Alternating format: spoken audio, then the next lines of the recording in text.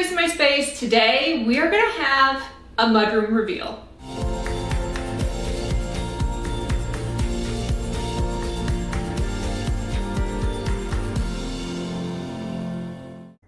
Let me bring you back to move-in day. This was the previous owner's dining room, and it is too small for our dining table. It's actually a very awkward location for a dining room as well, and so we are converting it into a functional mudroom that walks in not only from the back door, but also from the front. So while it needs to be storage, it needs to be functional, it also needs to be pretty because it is visible to the entire home.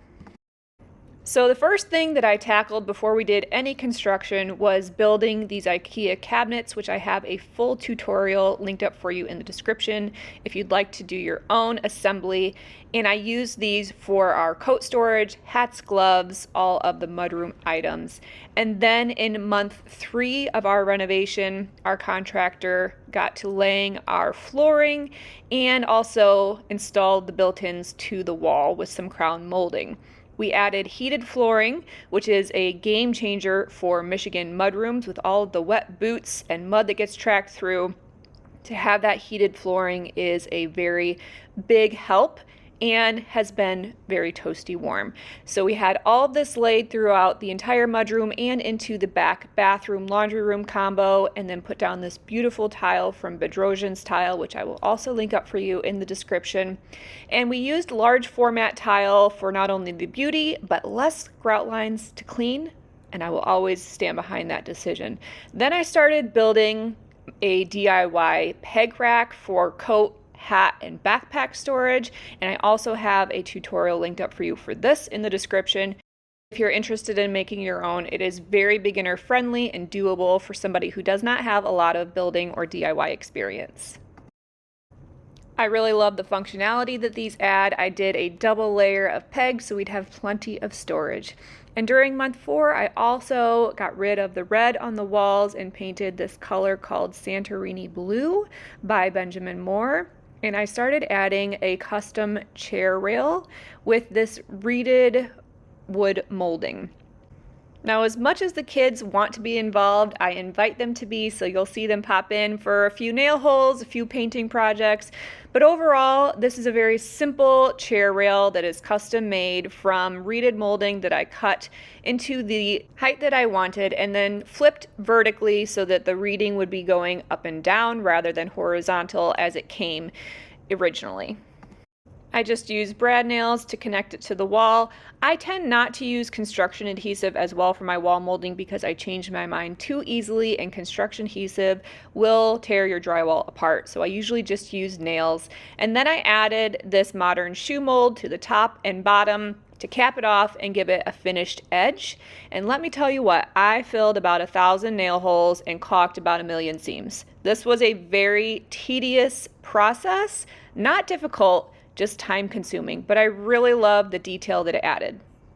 Now, if you missed the tutorial for how to make this peg rack, make sure and check it out. I will link it for you in the description or up here. And everything that I've shown you today is linked in the description if it is available for purchase, or if you would like a tutorial for the DIY portion.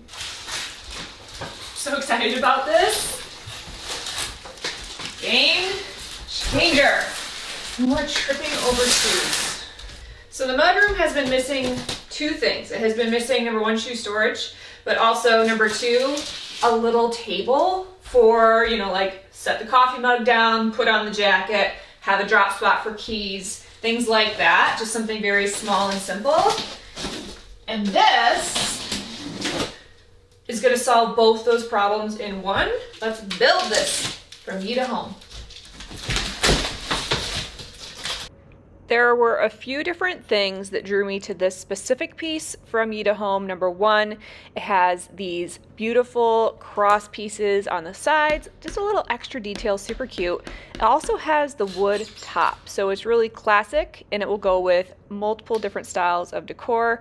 And it comes together really easily. The build process took less than a half an hour, and it's a very sturdy and stable piece. I also love the front of the drawers have this really nice beadboard detail for a little bit of extra pretty and character, and it looks absolutely beautiful once it's all assembled. I really like that you can see the Rita detail through there.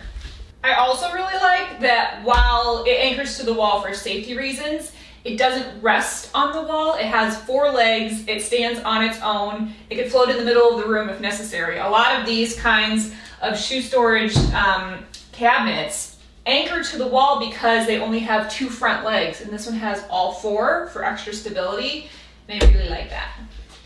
Moment of truth. I had on my son's size 13 Crocs. They're gigantic on me, but I needed to step outside and they were available. I don't know when my baby decided to grow size 13 men's feet. Not happy about it. Will they fit? Moment of truth. No problem. My husband's size men 13. We have big feet in this family, I'm not gonna lie. So having a shoe cabinet that fit gigantic shoes, that was a must. Now I really want to keep this as simple as possible. I don't want to clutter it up too much, especially on the top. So I'm adding a few pieces of decor, and you can use code GRACE for 15% off. Make sure and check out the link in my description to shop this piece and other pieces from Yita Home. Is it gonna fit?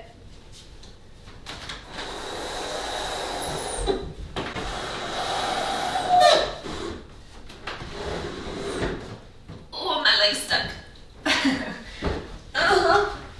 I found this beautiful antique armoire for $50 on Facebook Marketplace, and my plans are to turn it into a makeshift broom closet, and I can't wait to organize this with you.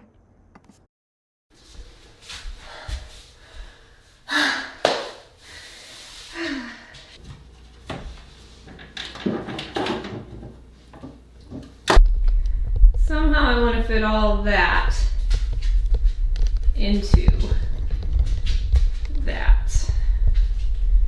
I think it's doable. It worked. To be honest, it was a little touch and go there for a minute, and I wasn't sure if it was all going to fit. But we got creative. Let me give you a tour. I mounted some clear bins on the side for good accessories, hung the small mop, and then I got my Dyson plugged in and always charging, which I've never had before and is a wonderful little convenience. And then on this side, hooks if I'd like, and then I have all of my brooms mounted. And everything fits and has its spot and just needs to go back where I have it, which will be the trick. I'm so happy. This stuff has literally been laying everywhere, in hallways, on the staircase, just scattered for months. And now it has a little home. And then I also have the drawers at the bottom where I've got my steamer and all the little parts and pieces that tend to accumulate. You probably don't need, but someday you might, so you just keep them. I was just so excited to find this specific antique piece, add some decor to it because it's so beautiful. This is exactly what you see the moment that you walk in the front door. So rather than our guests opening the front door, entering our home and seeing messy coats all over the floor, shoes all over the floor, I wanted there to be closed storage that serves a purpose, very practical, but also very beautiful. And I think that these do the trick wonderfully.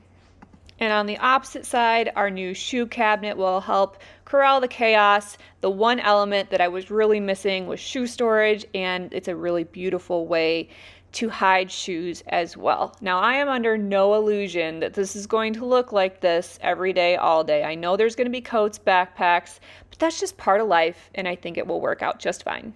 Now, since I originally built the peg rack to be right here, and I did not intend necessarily to have something tall in front of it, it limits a little bit what I can put on these pegs, and everything in me wants to be like, look at how cute and how perfectly that section fits my beautiful sun hat.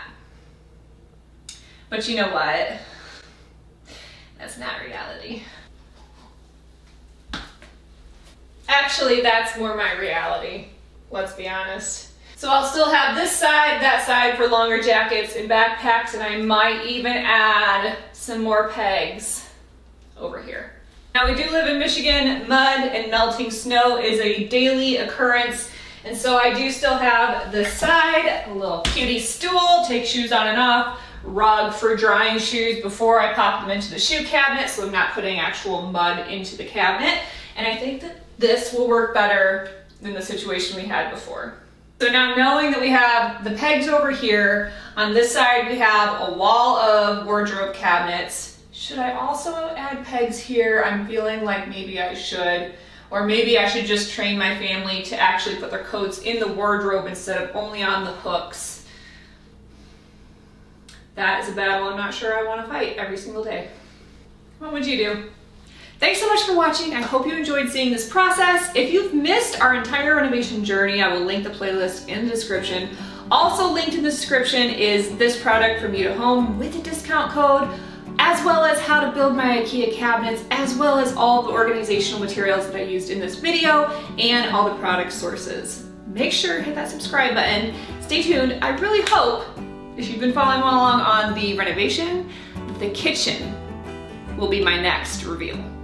Stay tuned.